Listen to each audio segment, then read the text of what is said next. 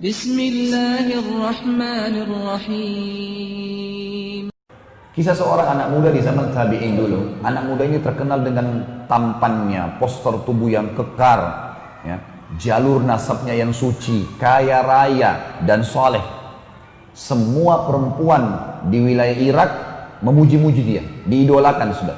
Yang perempuan yang soleha berharap jadi istrinya. Perempuan yang fasikah, yang buruk imannya, ini berharap berzina dengan dia. Penawaran selalu datang ke anak muda ini, zina. Zina gratis plus minta apa saja dikasih. Mau minta emas, mau minta kereta kencana, apa saja, yang penting mau berzina. Selalu dia tolak. Ringkas cerita, anak muda ini umurnya 20 tahun. Ada satu istri pejabat pemerintahan pada saat itu, terkenal juga dengan kecantikannya, dengan postur tubuh yang tinggi, yang semampai, yang segala macam hal kelebihan. Punya kelebihan, jalur nasabnya terkenal, nikah sama seorang pejabat. Dia bilang sama teman-temannya, perempuan fasika ini bilang, saya akan taklukkan anak muda itu, dia pasti berzina dengan saya. Kata teman-temannya, kalau kau bisa hebat, coba buktikan. Dia bilang, baiklah. Dia bilang sama dayang-dayangnya di rumah, ada 4 orang dayang-dayang pembantunya. Dia bilang, kalian tahu nggak si fulan? Kata si perempuan ini, kalian tahu nggak si fulan? Laki-laki ini dimaksud. Dayang-dayangnya bilang, iya, itu kami idolakan. Kalian mau berzina nggak sama dia? Maka spontan dayang-dayang ini orang fasika semua ini. Oh tentu saja. Jangankan berzina, berdampingan aja sudah kami merasa sebuah prestasi, apalagi berzina. Kata majikannya, saya akan berzina dengan dia. Dan kalau saya berhasil, saya akan berikan kalian kesempatan berzina dengan dia. Tapi kalian harus dukung saya. Baik, apa yang kami harus lakukan? Kebetulan rumah anak muda ini, Bapak Ibu sekalian, rumahnya dia dengan masjid, ngelewatin rumahnya si perempuan ini. Jadi 5 waktu sholat kalau ke masjid pasti lewat rumahnya orang ini, rumah pejabat ini. Perempuan fasika ini menunggu dalam kisah yang dikatakan suaminya sampai safar, tugas negara. Dia tahu kapan safar suaminya, dan zaman dulu teman-teman orang kalau safar itu bisa sampai 3 bulan. Karena memang tidak ada transportasi kayak kita sekarang, nggak ada pesawat, orang naik kuda. Bisa hidup, bisa mati gitu. Safarlah si pejabat ini keluar Irak pada saat itu bertugas negara. Ringkas cerita si perempuan ini mulai menjalankan tipu syaitannya. Dia bilang sama dayang-dayangnya, suami saya sudah safar semalam, sebentar kalau anak muda ini lewat, waktu itu kebetulan duhur, siang hari. Kalau perempuan laki-laki ini lewat, tahan dia. Dan kalian keluar bilang, di dalam rumah kami, sambil kalian menangis-nangis, tuan kami sedang sakarat, akan meninggal dunia. Suaminya nggak ada laki-laki, tolonglah. Kalau dia masuk ke dalam rumah, jebak dia. Maka dayang-dayang bilang, baiklah, lewatlah si anak muda tokoh kita ini. Kemudian dayang-dayang ini keluar, tiba-tiba buka pintu, nangis-nangis, tuan saya di dalam lagi sakarat dan tolong bantulah. Lambu laki-laki ini mungkin seperti orang di antara kita juga kalau tahu seperti ini, lillahi ta'ala dia masuk ingin membantu. Karena ini juga orang-orang pada tahu, orang lewat di situ.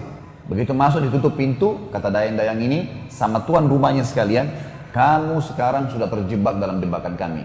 Kamu harus berzina dengan kami. Kalau tidak, kami semua berlima akan teriak ke orang-orang kalau kau datang untuk menzinai kami. Kau akan memerkosa kami. Jadi dijebak untuk berbuat zina.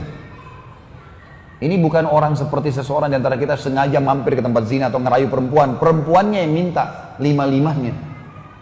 Zina gratis di sini. Plus lagi si tuannya bilang apa? Kalau kau zina dengan saya, maka apa saja yang kau minta saya kasih. Mau minta emas, mau minta kereta kencana, kalau kita sekarang mobil mewah, minta apa saja. Yang penting zina dengan saya. Plus, kapan saja kau butuh zina, datang ke sini. Digodain dengan minyak wanginya, dengan penampilannya, dengan kata-katanya. Laki-lakinya anak muda selalu tegar. Dia mengatakan, hai fulana, bertakwalah kepada Allah. Allah maha melihat. Allah tahu nih. Kamu jangan bermaksiat kepada Allah dan jangan kau khianati suamimu.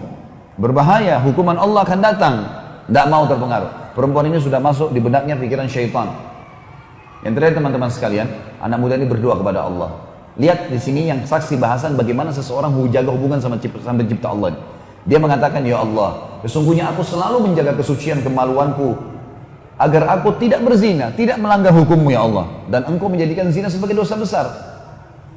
Sekarang aku dijebak untuk berzina, maka selamatkanlah aku dari jebakan syaitan ini. Allah punya cara teman-teman sekalian. Yang terjadi adalah anak muda ini rasa mules tiba-tiba dalam kisah yang dikatakan. Jadi perutnya tidak enak, sakit, mau buang air besar. Lalu dia bilang sama perempuan ini, perut saya sakit. Memang apa adanya? Saya mau buang air. Kata si tuan rumahnya, itu kamar mandi WC di sana. Kamu silakan selesaikan hajat kamu, keluar tetap zina sama kami. Anak muda ini masuk ke WC sambil berpikir, dia sambil buang air. Subhanallah, kisahnya begitu. Setelah buang air, muncul ide dia. Sebagai pertolongan dari Allah, dia ambil kotorannya. Anak muda ini bersih sekali, wangi, bersih, orangnya gagah. Tidak pernah begini, tapi tiba-tiba muncul idenya, dia ambil kotorannya sendiri, lalu digosok di bajunya. Sedikit, tidak banyak. Begitu dia keluar dari kamar mandi WC, si perempuan ini lihat, perempuan ini orang kaya, biasa bersih, biasa wangi. Lihat kotoran di badan. Kok kamu begini, jorok sekali kalau bahasa kita. Dia bilang, saya begini sekarang. Inilah saya. Maka tuannya bilang, tuan rumahnya bilang sama dayang-dayangnya, keluarkan laki-laki ini dari rumah saya, karena saya tidak pernah temukan laki-laki sejorok dia. Nggak mungkin saya mau berzina sama orang begini. Maka laki-laki tersebut keluar, teman-teman sekalian. Begitu depan pintu orang ini, sujud syukur kepada Allah karena tidak jadi berzina. Bayangkan bagaimana seseorang kalau tahu Tuhannya, bisa, kalau tadi Nabi SAW dalam kondisi sakit, musibah sedang datang, bisa sabar. Dan pada saat itu puncaknya Allah akan datangkan pertolongan. Orang anak muda ini diajak berzina gratis, bisa dapat dengan menikmati mereka, dapat lagi hadiah-hadiah, bisa dia tinggalkan karena tahu bagaimana menjalin hubungan dengan Sang Pencipta Allah.